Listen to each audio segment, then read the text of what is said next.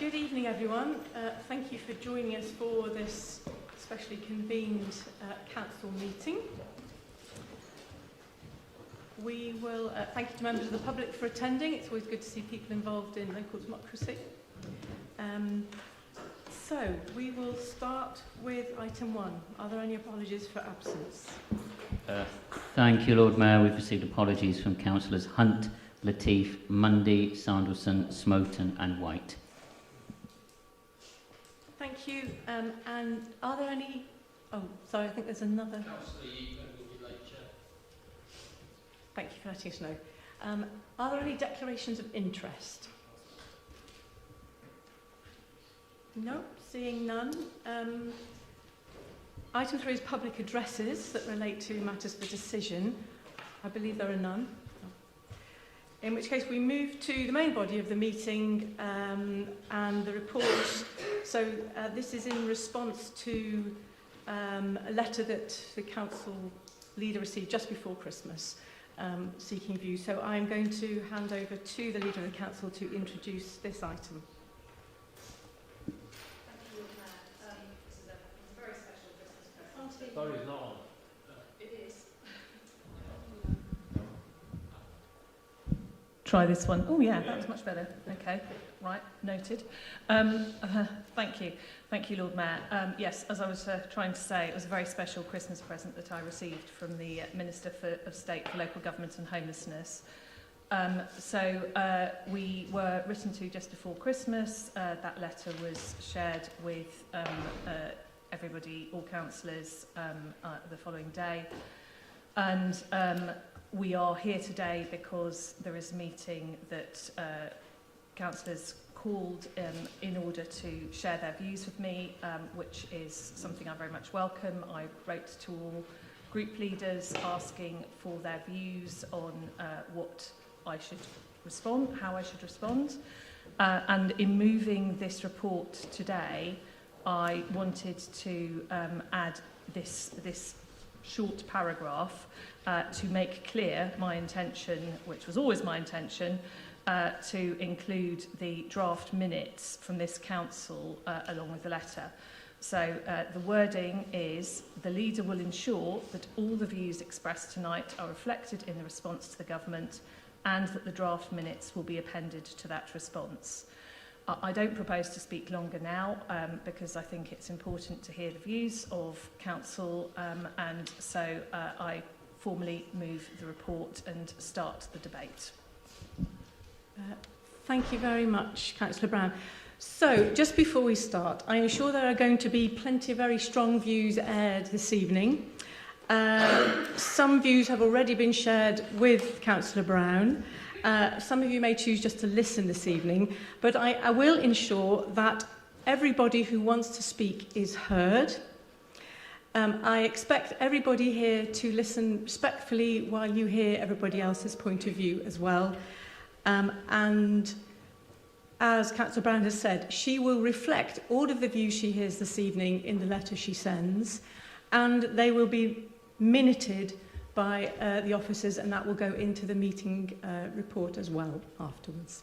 So, I will take you in groups. If there's anything I think needs a response, we will do that if necessary. But please just put your hands up and I will take you one by one. It's the usual rules of no more than 3 minutes per person. Okay. We will start with Councillor Goddard. Thank you, my Lord Mayor. I'm not convinced I've ever attended an extraordinary meeting of council since first being elected in 1996. I've been to some pretty strange meetings, but none I'd describe as extraordinary. It follows that we and our Green colleagues wouldn't have requested this meeting for no good reason. We assume that the offer from Minister McGovern of postponing elections has been made in good faith, but we urge that the response in this case should be a polite but firm no, Minister. The Chief Executive's report to this meeting makes it clear that she's confident that officers can deliver this year's elections without difficulty. That comes as no surprise. We have a well-honed team when it comes to elections in this city. They should be allowed to do what they do best in just 4 months' time. And that seems to me to be key, colleagues. We should not, the government should not, be in the business of depriving or helping to deprive our electorate of the right to give their opinion with only 16 weeks until polling day. The overall timetable of local government reorganisation has been known for a long time. To start raising questions about whether elections should go ahead at such short notice smacks of electoral considerations and not anything more high-minded. In fact, of course, we shouldn't be in the business of depriving the people of this city of the right to vote at all, under any but the most extreme of circumstances. This is their chance, not only to pass judgment on this council's performance collectively, but on our individual performances as councillors. And woe betide the politician who seeks to dodge that judgment. We live in, here's that word again, extraordinary times, colleagues. Democracy as we know and love it is under threat, it seems, everywhere. Whatever has divided us in this chamber over the years, it seems to me that a belief in democracy as the cornerstone of our society has always united us. As Democrats, we would rightly be, to put it mildly, concerned at any proposal to deprive a national electorate of its right to vote at any time. And it's not hard to think of examples where that right feels under threat. We should not connive at doing precisely that here on a local level. To be frank, colleagues, there is no credible reason to cancel this year's elections here in Oxford. I'd feel ashamed, we all should, if we would send back any other signal to the Minister than that we confidently intend to go ahead as planned and allow the people their say this May. And I urge the leader to unambiguously signal precisely that. It is, of course, the leader alone who will reply to the Minister. For her to in any way equivocate would seem to me to be deeply troubling and would, in my view, put into question the credibility of this Council's administration. We on this side would have to consider what steps to take next were that to happen. I urge colleagues to vote unambiguously in favour of accountability, in favour of democracy this evening. Thank you.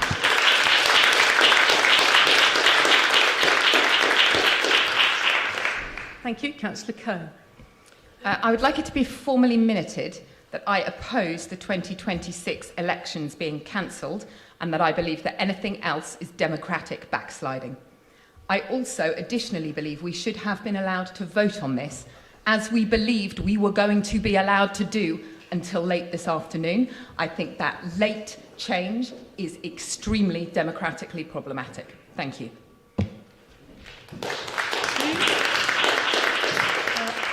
Next, have Councillor Turner. Thanks, Lord Mayor. I think I meant probably formally to second Susan's request as well today, so I'll do that. But I'll speak now. I've got a lot of sympathy with the points that have been made so far around the process, and I think also, my view is, to be honest, it would have been right for the government to reach a view collectively around the country on this. That's my personal view. And I also think the point about timing that Steve made is a fair one. So put that out there. I think the actual substance of the issue is nuanced in a couple of ways that haven't come out through this debate. And that's perhaps why different councils around the country are taking different views. So Cheltenham up the road, of course, the Lib Dem Council, I understand, is going for postponement. They requested that. Hastings, led by the Greens, but actually with the support there of Tories, Labour and Independent, going for postponement. Peterborough, going for postponement. I think their cabinet was unanimous, but it was it's a Labour Lib Dem cabinet. So there are different views being taken. And equally, some are going ahead. So I think we have to acknowledge that. And as I say, I think it is finely balanced. I think on the one hand, voting is crucially important. It's right. It's right. I was one who spoke probably rather vociferously against budget amendments put forward by Lib Dems to make elections once every 4 years, all out, rather than once every 2 years. Equally, I'm well aware that my government, sometimes as part of local government improvements, said you should have all-out elections once every 4 years and not every 2 years. So, different people can differ on that as well. For me, it is a balance in that. I think there is the cost argument, which is well documented in the officer's note. There's the disruption to business argument, which, again, is somewhat documented, and clearly councils' operation are affected when there's an election going on, the comings and goings there. And lastly, and most importantly, there's going to be an all-out election in 2027. That's what we've been told. And people, essentially, who would be elected otherwise for a very short term in 26, would have the business only of winding up this authority, which doesn't seem very fair. So my personal view is moving forward with a postponement or not going ahead is the right thing to do, but I absolutely respect the views on the other side as well. I think, the letter should reflect that nuance in the debate and do so faithfully. Thank you. Next, Councillor Powell. Thank you very much, Lord Mayor.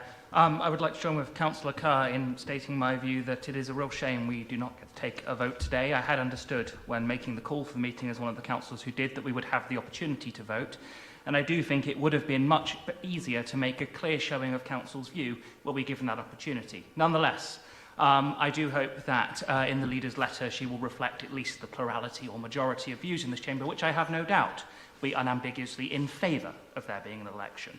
I do think we really will need to hold the line on this. The reality is that to deny residents of this city a vote when there is a minority administration in control of this city would be, as has already been put, a form of democratic backsliding, denying residents the chance to exercise their view. And it may be that councillors returned in 2026 are only there for the wrapping up of the authority.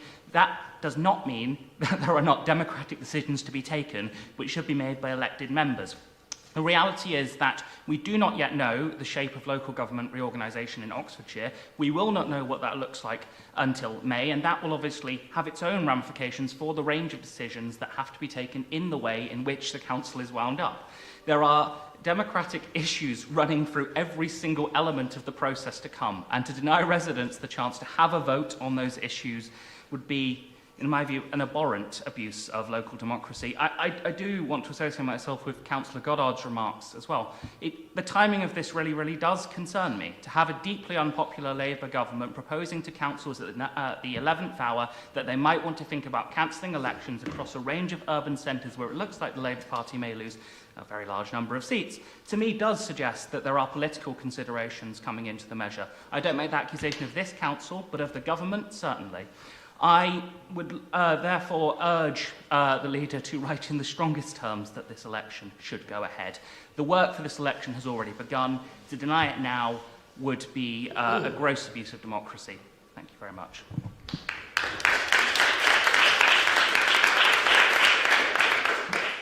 Next, have Councillor Henwood. Thank you, Chair. So elections are the foundation of our democracy. They are not a convenience to be scheduled when it suits those in power. They are the right, hard-won, deeply valued and essential to public trust. Today we are told that the election may be postponed. We are told there are reasons: logistical challenges, uncertainty, risk. And let's be clear, Chair, challenges must be confronted, not used as an excuse to weaken democracy. Postponing an election is not a neutral act. It has consequences. It delays the people's voice. It extends power beyond the mandate voters originally gave. And it raises a simple but troubling question: if not now, then when, and who decides? Of course, democracy is not just about dates on a calendar. It is also about fairness, safety and credibility. If an election cannot be free, fair and accessible to all, then its legitimacy is at risk.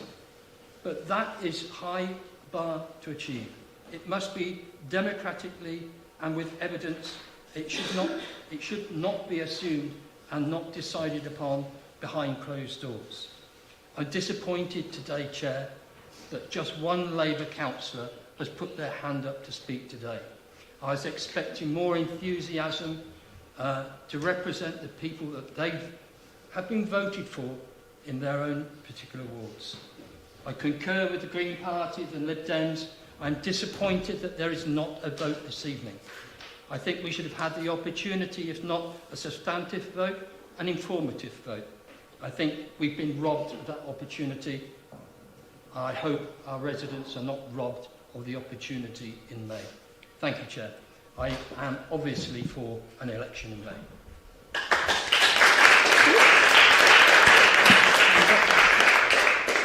Next, I've got Councillor Ross-Smith. Thank you, Lord Mayor. LGR. Well, I certainly wasn't expecting to see local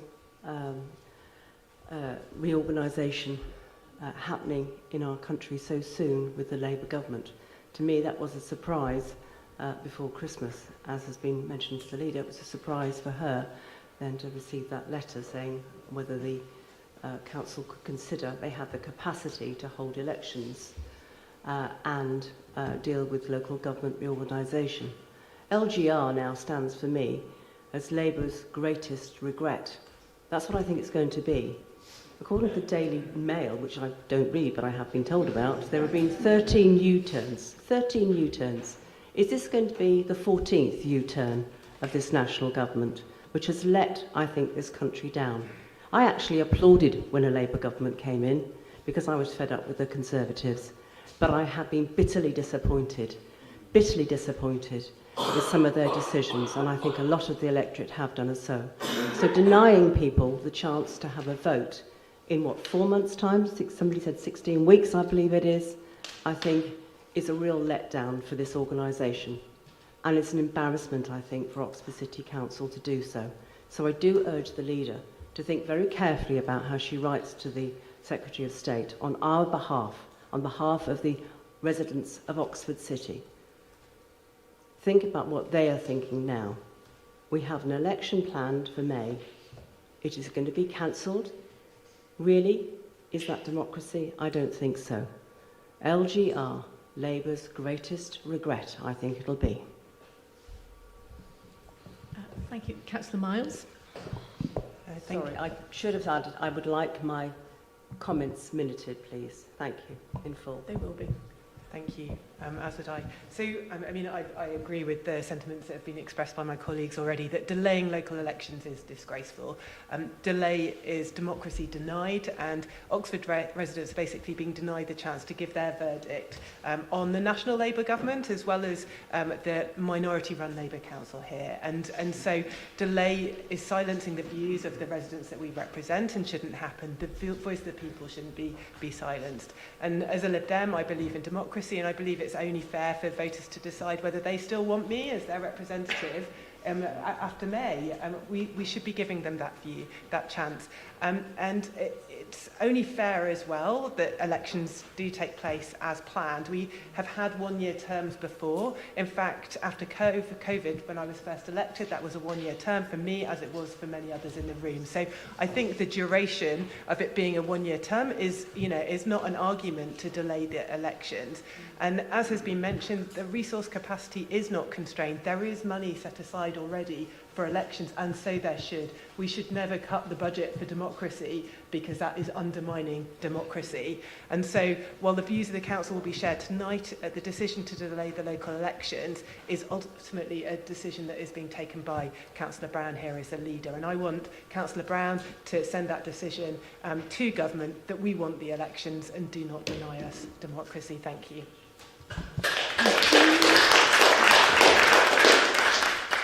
Councillor Stairs. Thank you. Are we really looking at what's best for our city, or are we looking at what's best for Labour? And it seems to me that really Labour dare not have an election, and that's why this issue is being looked at like this. Thank you. Thank you. Councillor Altaf Khan. Thank you. I would rather not to repeat, but there is a lot of things I wanted to say as well. So there is some repetition here. As my colleague already said, the capacity and the budget is not issue, is always there. An excuse to delay, I don't think should be on that basis that there's no capacity or no budget. I'm also very disappointed that tonight there is no vote. We are discussing as a full council, and our vote is not being taken, or not even being tallied who said what. I know there is being assured by officer we will note or make the minutes of it, but that minute may not express who said what and whether they are for cancelling the local election or against. Different councils have taken different view, and there have been some vote on different council. So I believe that all councils all run under the same Local Government Act, and they are the local governments where the vote is being happened, but not in Oxford. Coming back to here, why Labour doesn't want this election to go ahead is not capacity, is not budget, is not term. In some of the cities, elections are every year, and there are people elected every year. So it's not a term. It is purely the Labour know they will lose a lot of seats from nationally, and the local Labour know that they're already minority council, and if there is election in this May, they will go as a very minority group. This is very understanding of them. So they're trying to avoid this. And they already delayed some decision from the cabinet saying leave it to LGR, the new council should make the decision. And if there is no election in this May, that means this Labour minority administration will be running administration for another year. So a lot of decisions, as a lot of elected people know, about 80–70% are done in the cabinet meeting. So they will have power in that cabinet and reshaping this LGR or the new authority, whether that happen or not. So they will be important if they are staying as a cabinet. But if they lose in May, they are no more important. Then whoever is the cabinet, they will have more say, and some other parties will have that say. So this is basically the politics behind it. They don't want to lose election. They don't want to face the election. As a Liberal and as a Democrat, I want election. I want my comment with my name, please, to be noted that I am against postponing the election. Be democratic, come in the field and come onto the ballot box if you have the courage and if you are elected people. Thank you. Thank you. Let's have Councillor Malik. Thank you, Lord Mayor. Councillor Goddard said he's been at the extraordinary meeting in 1986, but I'm totally disappointed. I don't know why I'm here today. Because when the government have decided to write to the leader of the council and looking at the party who have ruled us over 20 years in the city, they should be confident in their performance. And their leader, when we all have written, we want the election to go ahead, should be saying to us, election will go ahead. We don't need to have a meeting. We don't need to do anything. But instead of taking their record, what they have done 20 years to our city, going and facing the public, they're trying to look for an escape route. So there got to be a reason. And who thought that left-wing party who got a big majority in the central government to just be afraid of Nigel Farage and going further right towards and doing the right-wing politics? I mean, this is all about politics, but the bottom line is, my election is also, I don't know if I'm going to win or not, but I still want to have a vote. I want people to have a say. What I've been doing last 4 years, or over the years, on my performance equal to the others. And I'm really disappointed on this side. I think all these cabinet members should be standing and beating their drums up what they have done for our city, and they're not afraid to face the election. Instead of they all sitting quiet. And I'm really disappointed in the deputy leader who says he will accept, postponement. But equally, the report was very balanced, so I thank the Chief Executive for writing that. Where it logistically happened, there's a very few, I've been over 22 years at the City Council now, is very few officers who tick my boxes. And Martin John is one of the competent officers. You give him few weeks and he will arrange the election. This man is not just competent, he's also very fair. That's my experience. He's a good officer. So election can go ahead. I mean, to be honest, no disrespect to any of us, without being anything. I mean, we shouldn't be here. The leader should be showing some leadership and saying, yeah, I have listened to all these group leaders. You have written to me. Election is going to go ahead. Let's find in the field. And I will not take no lecture from the Liberal Democrats on this democracy. Because when the citizens of Oxford have again and again voted against the LTM, the bus filters and the congestion charge, 74%, and they ignore the democracy. I will never take any lecture from the Liberal Democrats. They should go and field because they only got 1 or 2 seats in east of the city. That's what they are moaning about. If they have more seats in the state, I wonder which way would they have sat.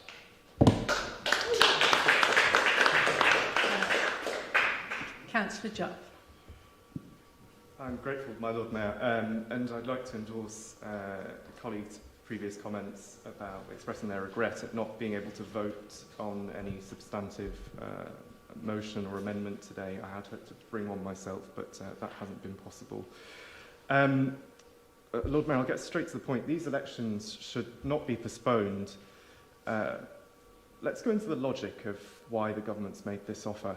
The government's made the offer to councils which are, quote, expressing concerns about their capacity to deliver a smooth and safe transition in the context of local government reorganisation. If those councils consider that postponing the local elections would release, quote, essential capacity to deliver local government reorganisation, they may request a postponement. That's the logic the government gives. On the evidence of the report of our Chief Executive, for which thanks to the Chief Executive, our council simply doesn't meet the criteria. Our Chief Executive's confident that this City Council has sufficient resources to enable the 2026 local elections to go ahead as scheduled. Our Chief Executive is confident that this City Council will have sufficient resource and leadership capacity to ensure that local government reorganisation can be delivered effectively even if the election goes ahead as scheduled. There is no concern in the reports that we will fail to implement LGR smoothly if the elections go ahead as planned. There is no evidence that postponing the elections would free up essential capacity without which LGR delivery might fail. On the government's own criteria, there is no reason for our leader to request a postponement, and that's without even mentioning the harm that a postponement would cause. Trust in government is at an all-time low. 4/5 of people say they almost never trust politicians of any party to tell the truth when they're in a tight corner. No wonder the prospect of postponement has attracted such national outrage. In merely suggesting the idea of delaying the electoral calendar for the second time in 6 years in Oxford, the government struck a blow against local democracy. And by leaving the choice of whether to accept the offer up to us, the people with probably the greatest conflict of interest in the matter, the government has shown itself to be unforgivably careless with public trust in our democratic system. It's irrelevant whether the Secretary of State and Ministers of State were genuinely well-intentioned in making the offer to council leaders. It should simply not have crossed their minds to do so in the first place, given the conflict of interest. If we truly believe in democracy, it's incumbent on us to do what we can to repair the damage to public trust in it that has already been done by the government. That's why I urge the Leader of the Council to reply to the Minister of State and state in no uncertain terms that there is no reason for this May's elections to be postponed in Oxford and that no postponement should occur at all. Thank you.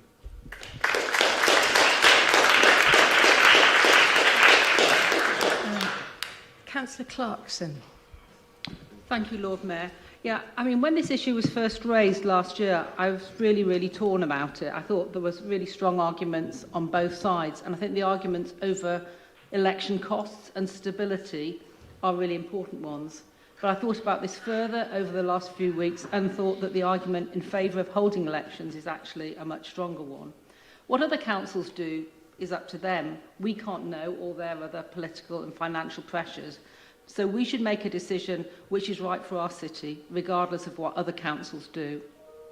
And of course, we don't know with any certainty whether LGR will be decided in May this year. Lots of other delays have come up. And if there's a delay, it means there'll be a delay before the public get the right to vote. So yes, elections are expensive, but in these turbulent times, I believe that the denial of democracy has a far greater social and political cost. We don't deny voters a say when a by-election is held in their ward, which means that a candidate will only serve for a year or so. We'd say that that was unfair. So I'd say let the elections go ahead and please record my views in favour, please.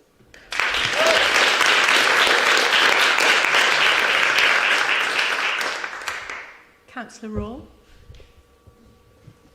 Thank you, Lord Mayor. As many of my colleagues have said across the chamber today, I also wish to have it formally minuted that I believe that cancelling the 2026 local elections would be profoundly undemocratic.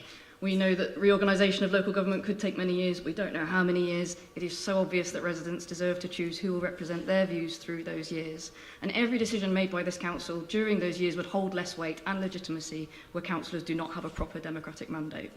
So it's very clear to me that the council leader should respond to the minister setting out that there is no need to postpone the scheduled elections because, as Councillor Jupp has very articulately just said, there is no need to release capacity for local government reorganisation.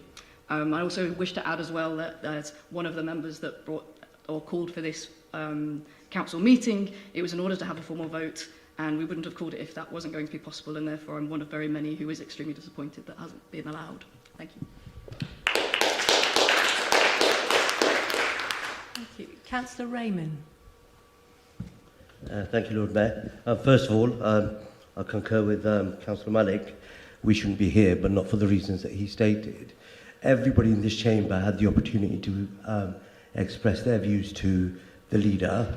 It didn't have to be in a grandstanding way and sit here and call everybody in. And we talk about tough times, the cost of living. For us to be here, it's expensive. It's costing the people of Oxford residents money for us to be here. Okay, so that's the first thing that I want to say, because we could have expressed our views. The leader's not going to make the decision. The minister's going to make the decision. And as in the past, they do what's best for them. So I think that we've wasted money today, and we continue to waste money just for political points. So if somebody's making political points, so are the others. So let's not pretend that some are better than others on that front. It's £250,000, the election. Yeah, we've budgeted for it, as Councillor Turner said. However, if we don't have the election, that could be spent on our residents. Okay, and the big thing that I believe in is that Councillor Smith said that this government has done so many U-turns already. If the Minister of State decides to postpone this election, he'll straitjacket himself into having the LGR come forward quickly. He won't be able to delay it again and again. So I think nobody's complained about the LGR. We all want it because we know that Oxford County is broken. It doesn't listen to the residents of Oxford. As you can see, lots on my right-hand side, 74% in one consultation, 69% in the other, unpopular, unwielding, harsh, in bad times, how people of Oxford have suffered. And it's the people of Oxford I represent, not people of any party, anyone else. It's Oxford residents, and Oxford residents are suffering under this two-tier system at the moment because we're being ignored by the county. So until we get something that's more representative, the quicker we get it, the better it is. So I want to note as well that I think the election should be postponed on the basis because it's the best for Oxford. It's not best for Labour. It might not be best for the Liberal Democrats. It might not be best for me. It might not be best for anybody. But I firmly believe it's the best for the people of Oxford because they'll know where they stand and what's going to happen in 2027. And once 2027 happens, there'll be an all-out election and hopefully we can get true representation of Oxford people. Thank you. Thank you. Councillor Morris. Thank you, Lord Mayor. I would also like it to be formally minuted, my view that I oppose the cancellation of the May 2026 local elections. I agree with all of the reasons stated by others for not cancelling those elections, but I just wanted to repeat a couple of points. We can see from the public gallery that the residents of Oxford are deeply concerned about their democratic rights being taken away. And I'd like to concur with Councillor Jupp's point that trust in politicians, perhaps especially local politicians, is at an all-time low. And I think it's really important for particularly a minority administration to bear in mind that it will make their jobs all the harder if residents don't have faith in this chamber for taking undemocratic decisions and processes. And as others have said, as somebody who called for this meeting to take place, I too am deeply disappointed that there will be no vote taking place today on amendments or on the statement that we should put to government, because to my mind it adds an undemocratic vibe to an already undemocratic question being put before us, which again will make all of our jobs harder as local representatives and councillors.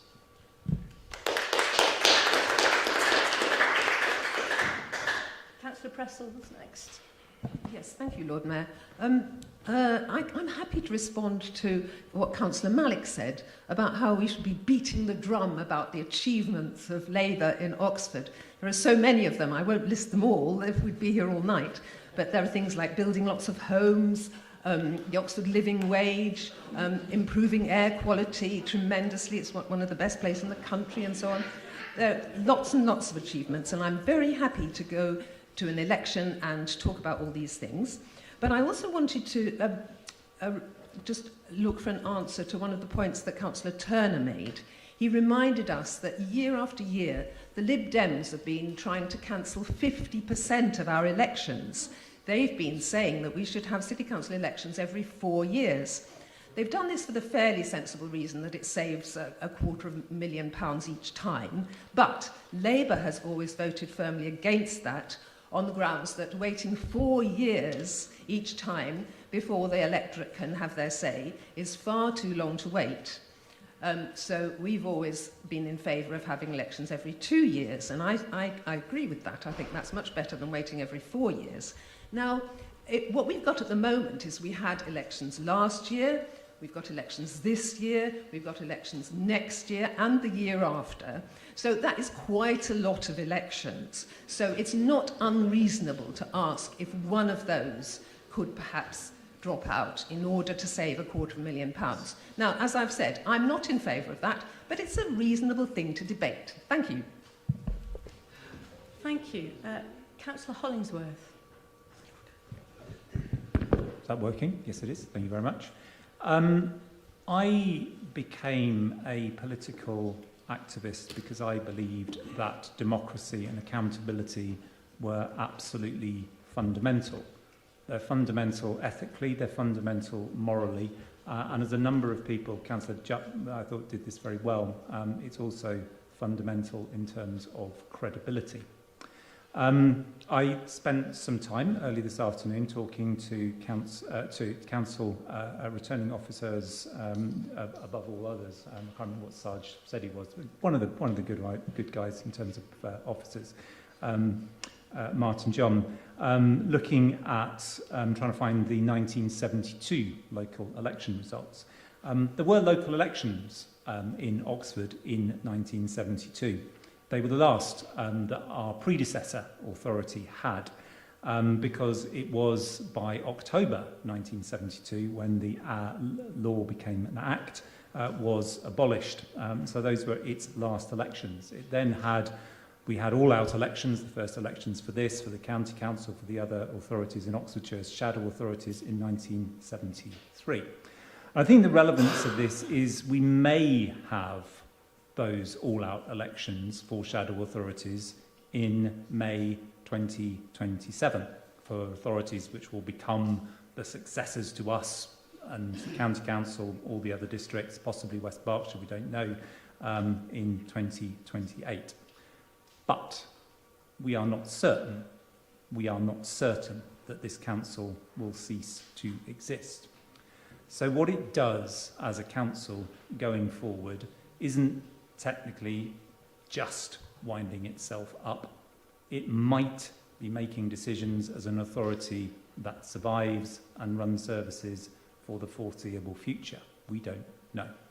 Either way, in my view, credibility is absolutely essential. So, my view, which you can record if that seems to be the rule of thumb, my view is that if the government made clear that this authority was going to cease to exist, and it did so immediately in the next few weeks, then there would be some justification for the cancellation of elections. But I don't see that happening. And so I would say we have to have absolute certainty if we're going to call for the cancellation of elections. I don't believe that the government has the capacity, because of the scale of the job it has taken on with local government reorganisation, to be able to give that undertaking, and therefore we should not be asking for the cancellation of elections. I should say, as an interest, I am a candidate in it. I'm very keen to be a candidate in those elections.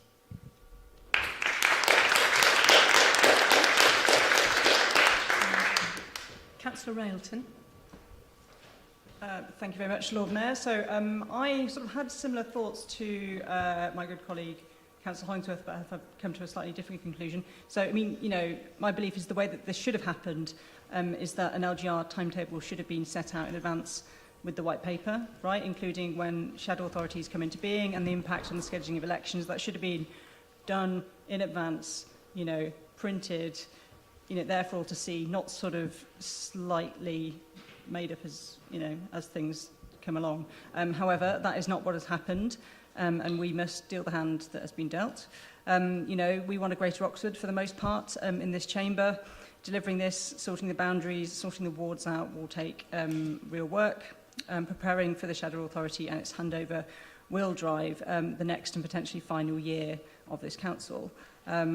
Like Ed, I do think this is pretty finely balanced. I'm just on the side of deferral. To be clear, though, I think this should really only be for a year, and if there is any delay to the LGR timetable, elections should happen in 2027, regardless. That does need to be a hard line in the sand for me. Hopefully there will be all outs for a Greater Oxford Shadow Authority, and the city and its residents will be in charge of its own destiny again, like it was in the 70s. Councillor Jafari Marbini. Thank you. I'm just going to read a section from the letter that you all received from, from the Minister. The Secretary of State has adopted a locally led approach. He is clear that should a council say they have no reason for postponement, then we will listen. But if you voice genuine concerns about your capacity, then we will take these concerns seriously. So Councillor Turner said that we need to reflect balance and nuance in the response to the Secretary of State. The vast majority of speakers have spoken to oppose elections being cancelled, and we already know that the discussion about capacity has been addressed by the Chief Exec's paper. So it's no surprise that I will be recording my opposition to there being no vote today and to the elections being cancelled. Labour, unfortunately, are deeply unpopular. In the last election on the 1st of May 2025, 8.87% of those eligible voted for Labour in the Lees. That's less than 1 in 10 people voted for Labour in the Lees. And despondency is huge of all those eligible, not the people that voted, if you were wondering. Despondency is high. I often hear people on the doorstep saying, I don't vote, just Labour do what they want, it makes no difference. I also sadly heard this from residents of Windale House when they were being forced to leave their forever homes. We cancelled the elections during COVID when our lives were being threatened by a deadly virus. It's clear that Labour fears a terminal illness with these elections. National Labour is sacrificing their local foot soldiers by passing the buck. So I would like the Council to please record my opposition to there being no vote held today and my opposition to the elections being cancelled. Thank you. And now to Councillor Chapman. Thank you very much, Lord Mayor. I think we had a very good discussion and there have been some very strong arguments made by both sides. I do find this a very difficult issue, frankly. I do understand the passion on the opposite side of the chamber for the arguments for democracy and accountability. But I'm also concerned not so much about whether we can hold elections successfully in 26 in this authority, but the whole issue of the long, hard struggle to create a new unitary authority after that. The issue here is not just about capacity to hold the elections, it's about the capacity to actually bring the new authority into being. And with the exception perhaps of Councillor Hollingsworth, who's done his homework about what happened in 1972, I suspect there's nobody in this chamber who's ever had to engage in a change programme in local government of the scale of which we are facing, whatever the outcome of the decision about which sort of authority it should be. So I have at the heart of my concern is stability and consistency and making sure that this council carries on running well whilst running a twin-track approach to developing a new unitary authority, which will not be easy. So those are some of the considerations I also have in my head, alongside the arguments that others have made here about the democratic issue. And the final point I'd make is that, in reality, a lot of the big decisions about what this council will do in the next financial year will not be made after the election that takes place in May of this year. They will be largely made with the composition of this chamber now. The budget, the long-term planning, the capital spend, all of those issues. So, the notion that even if we had an election and there was some change, and I don't believe, by the way, there would be an overall majority for any party as a result of an election, because I think the chamber is too splintered for that. I can see up to 7 to 8 parties in the chamber after an election in 26.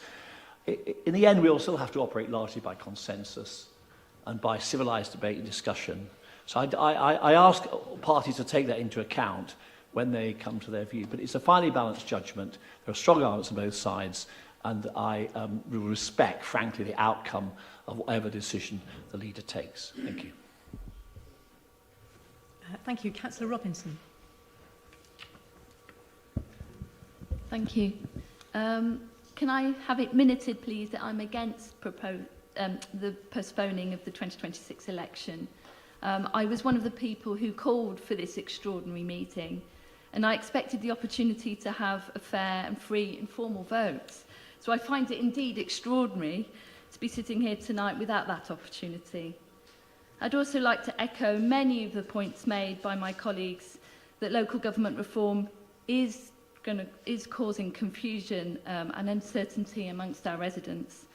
So it's really imperative that we encourage trust, stability and continuity at this time, and that we must do this by continuing with the planned elections.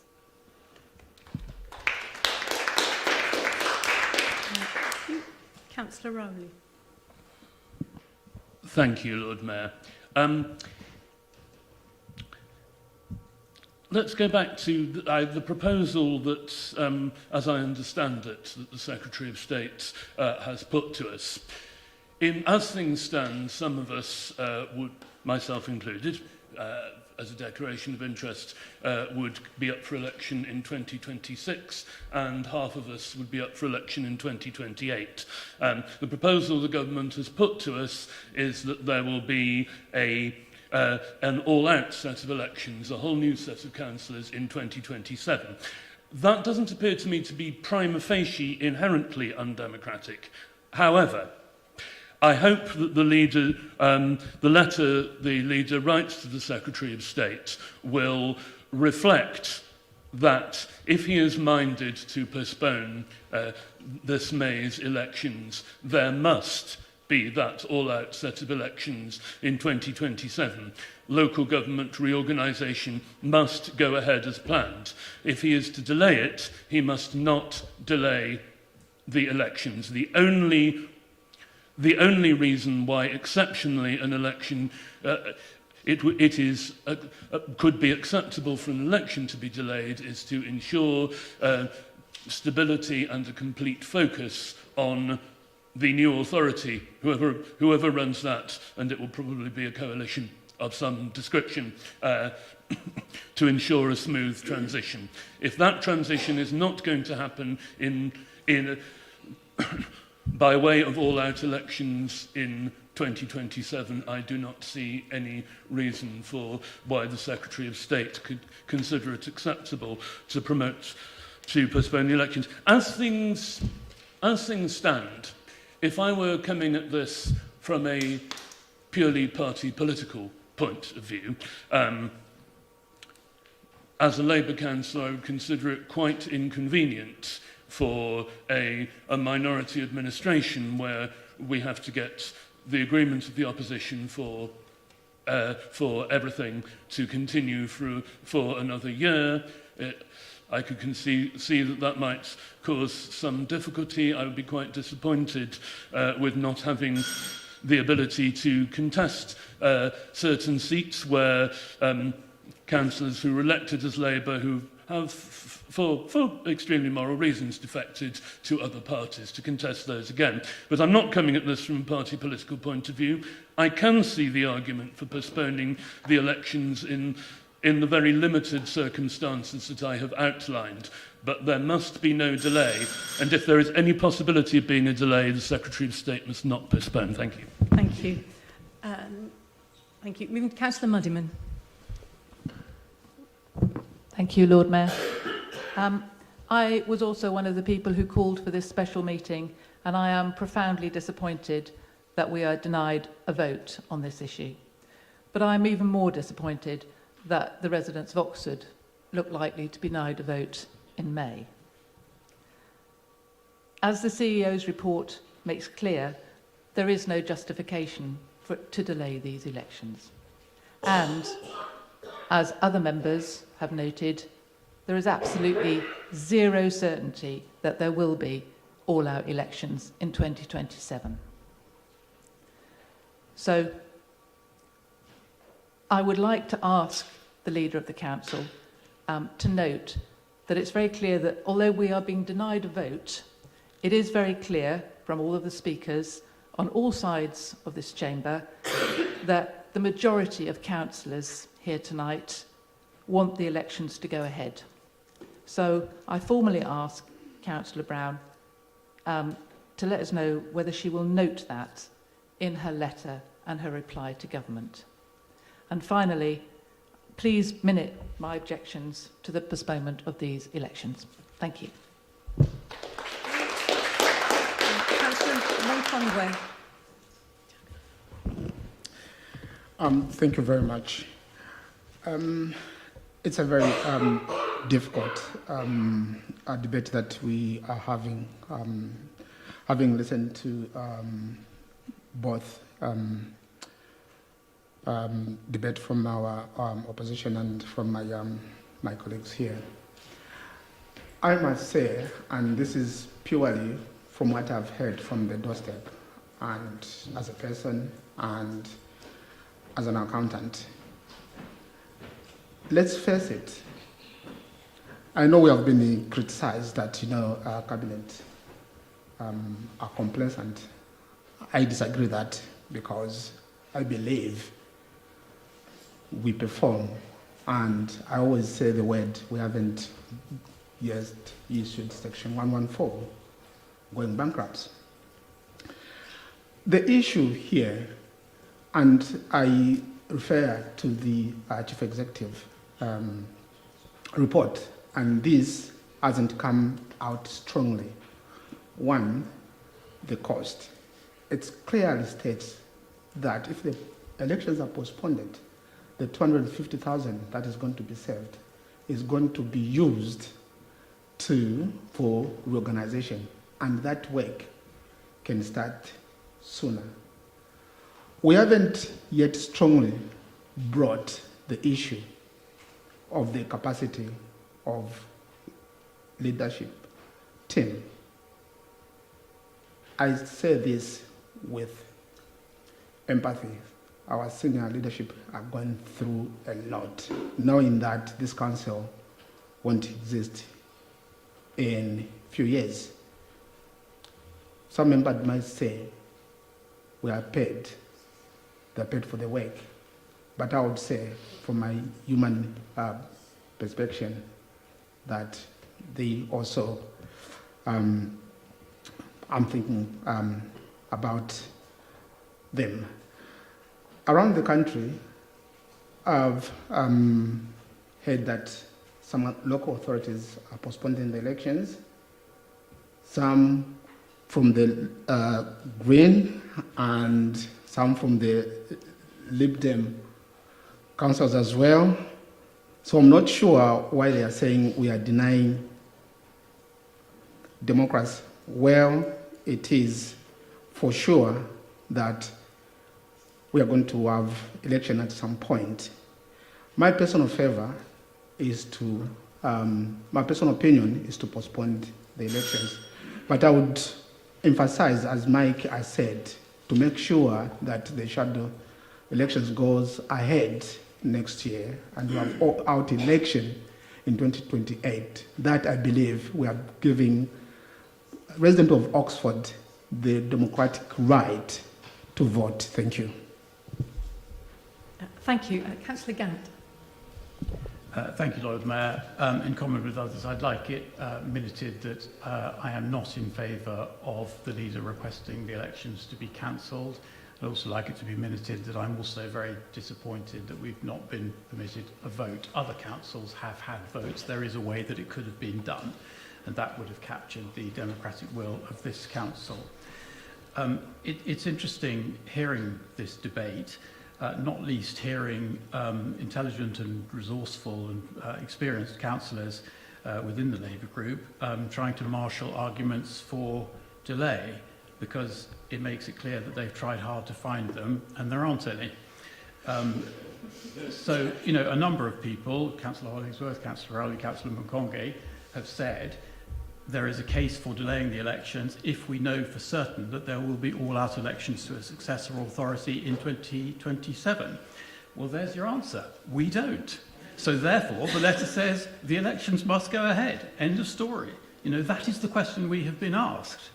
And it does indeed draw attention to the chaos and shambles and muddle at the heart of this Labour government. You know, they could have been in a position where they told us, humble elected local politicians, what they are expecting us to do and when, but they haven't. It's just, the whole thing is a complete mess.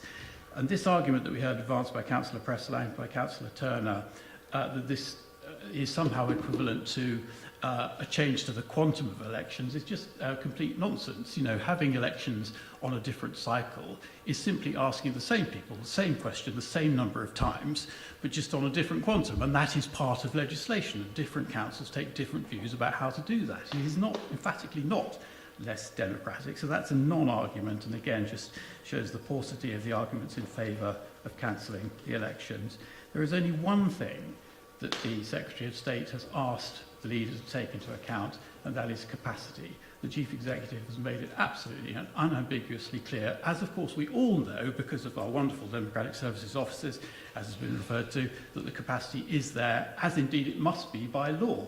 There is no case to delay the elections, and I ask the leader to write to that effect, and indeed to tell Council now, here, tonight, that that is what the letter will say.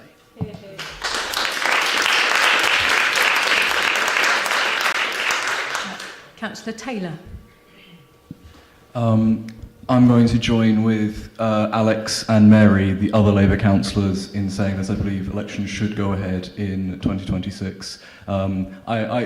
We've had these discussions for nearly a month now, just before Christmas, and I'm ultimately unconvinced by the arguments to postpone the elections. I think they should go ahead in 2026. I'm also disappointed by the attempts to brush all Labour councillors together and say we are all opposed to having elections in 2026, when quite clearly several of us have stated otherwise.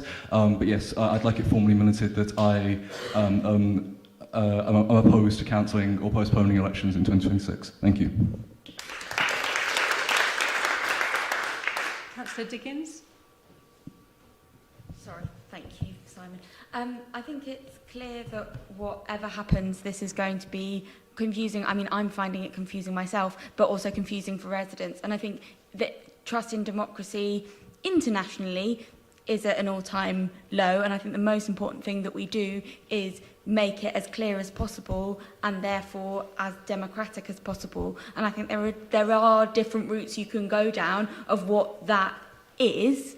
I think that ultimately, as it stands, it is confusing, it is messy, it hasn't maybe been dealt with by national government as well as it could have been, and therefore cancelling elections does make it look, even though it would free up lots of capacity and mean that we could do things on other things and would mean we wouldn't have what looks very likely to be successive elections. And I think 3 years, if that's how I understand the shadow authorities work correctly. At the same time, I think, for me, loss of public trust in democracy is more important. And so ultimately, I think as it stands and as it's been currently organised, we shouldn't be asking to postpone these elections. Thank you. Councillor Ligo. Thank you. I'm not going to repeat what's already been said, and there's been some articulate comments from both sides. I agree with Councillor Pressel's Labour achievements, and we as a Labour City Council have punched above our weight at times and have had national recognition for various projects. But I also agree with Councillor Clarkson's points. This is about democracy in our city, and we're still not sure that local government reorganisation will go ahead, and I don't think we should postpone the elections. Many residents in Oxford have voiced their concerns, and certainly to me in the wards that I represent. And I think we've got a good track record as a Labour Party, and we can hold our own on the next elections. I hold our leader, Susan Brown, in the greatest respect, as I do with my comrades on this side, and I'll respect whatever outcome is decided going forward. But I think it's the right thing. It's not about us, it's about the residents that we represent, and I think postponing is the wrong thing to do. Thank you.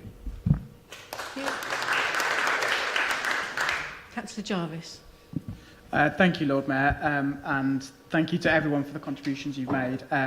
I wanted to make a few points really on this. The first is, it's been mentioned by a few people, but the point around timelines of LGR and how that interrelates with the request to, let's be honest, cancel the elections next year.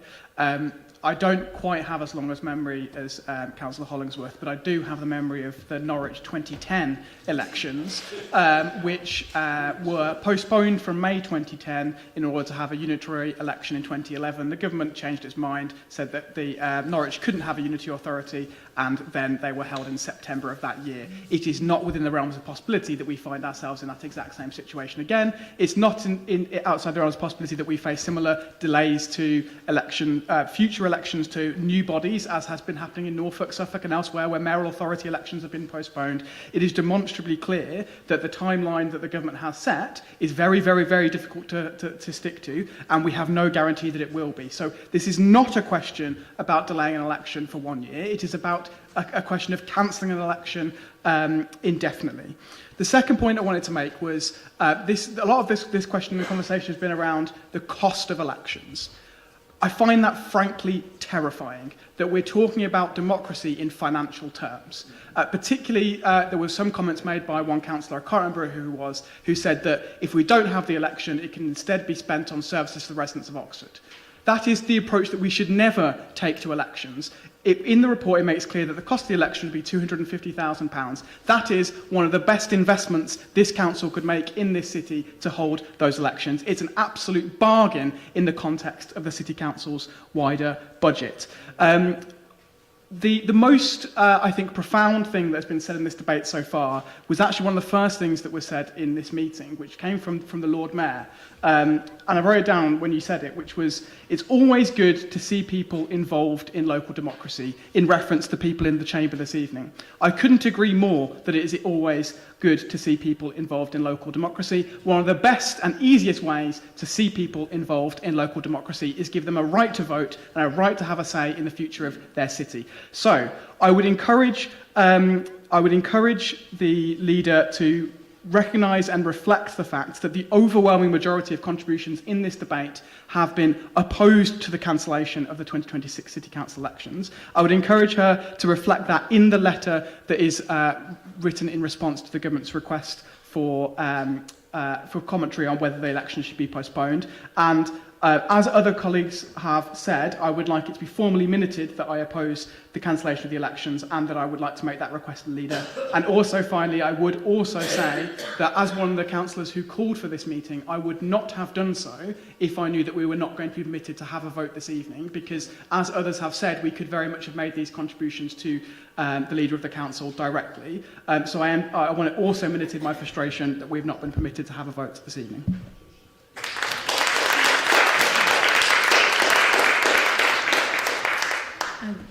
Councillor Koresh. Thank you, Lord Mayor. I would like to say that my preference would be to have elections in May. But I want also to say that I will understand if the Oxford City Council make a decision to postpone the elections to focus for the new unitary authority. I think this is a very important project in my perspective. I think the two-tier authorities at this stage fail for many reasons, and one is very important, is accountability for the residents, and I think this is very important. What I say, and yes, this is my point. Thank you very much. Thank you. Councillor Regisford. Yes, good evening. I believe unequivocally that the elections must go ahead. Democratic backsliding is not an option, and the people of Oxford should be given their right to exercise their votes. I find it astonishing that at the last minute we are not able to vote in this meeting. I was one that agreed that we should have this meeting and requested for this meeting with the intention that we'd be able to express our views through a vote. And I'd like that minuted, that I find that astonishing and frankly unacceptable. I would like it also recorded in the minutes that I oppose the postponement of these elections. Thank you. Thank you. And this is the last person I have on my list, so if there's anybody else who wants to speak, put your hand up now. And otherwise, I'm going to Councillor Fairweather.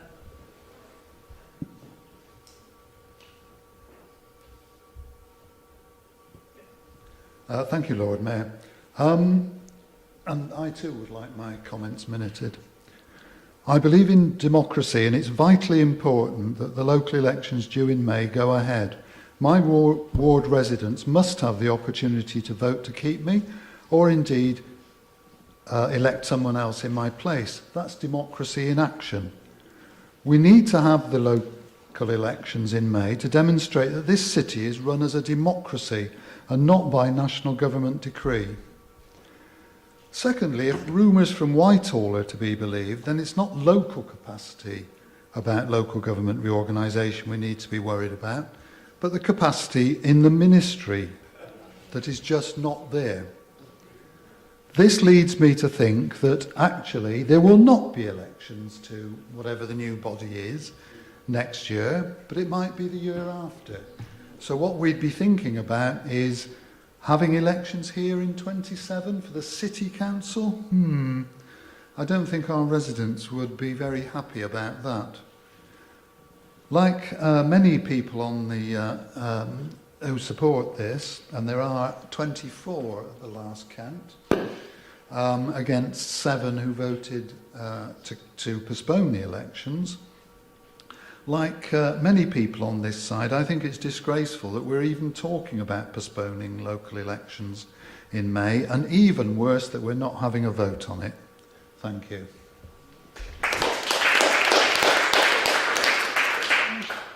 And finally, Councillor Harley.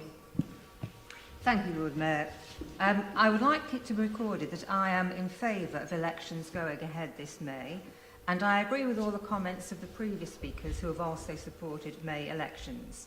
And I would just like to comment on paragraph 14 of the report in front of us, which says the leader is seeking views on the possibility of delaying the election to inform her response to the government's request.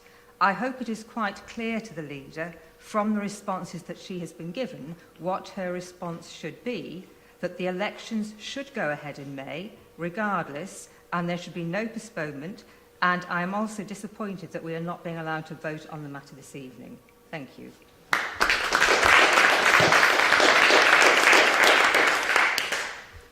Right, thank you very much, everybody. I think that's the largest number of speakers we've ever had on a single topic.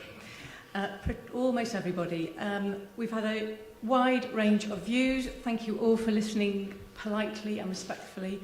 And I'm now just going to hand over to the leader who introduced the report to sum up.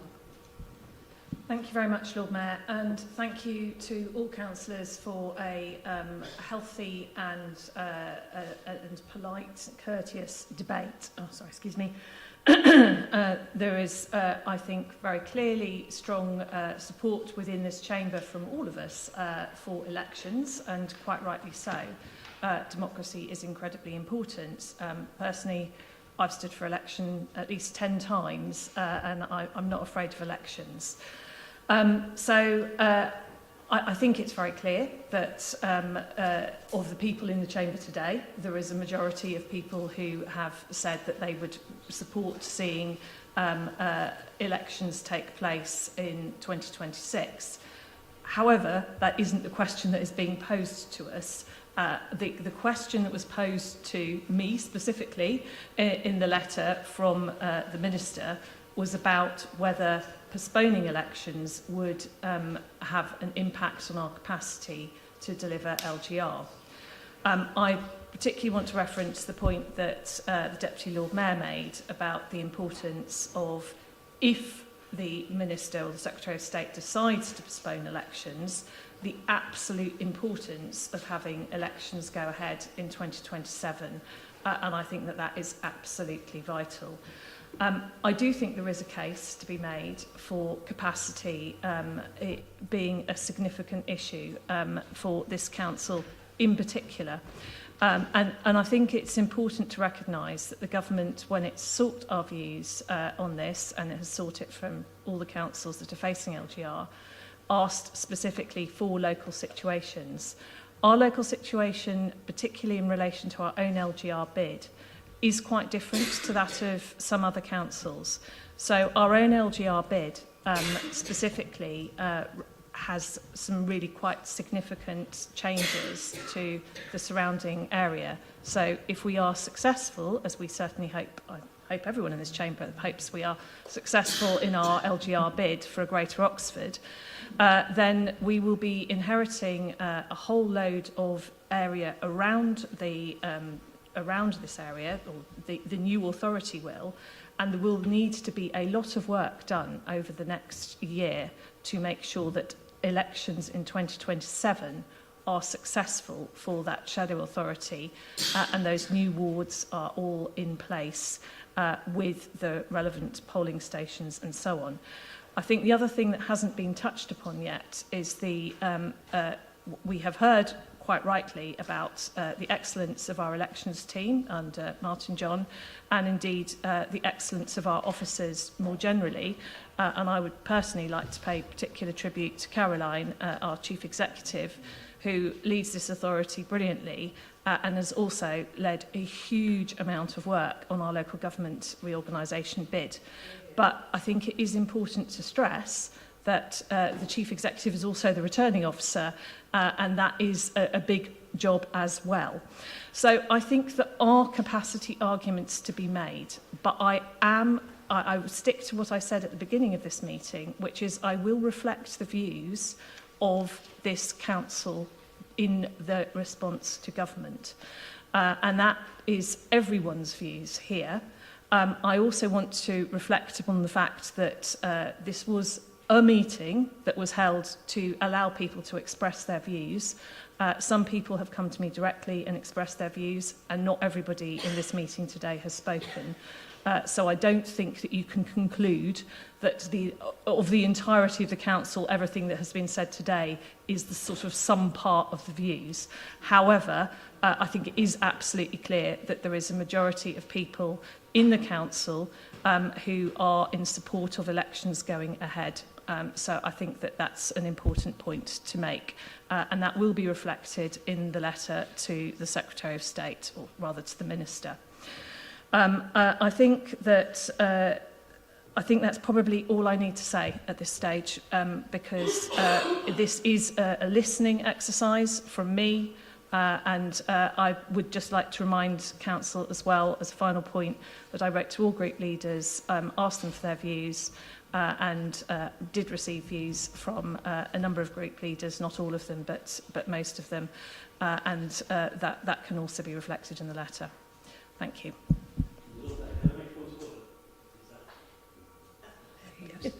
You'd have to say what the point of order is. It's to do with the number of councillors who spoke, as you pointed out, probably a record number on any single topic, and the balance which existed in terms of the opinions of those councillors. By my reckoning, 25 councillors, that's more than the majority of the number of members spoken. That's not a point of order, sorry, Councillor Goddard. Thank you. And Lord Mayor, it is a point I reflected in my comments. Yeah. Thank you. So on that note, thank you all for coming out on a cold evening. That is the end of the meeting.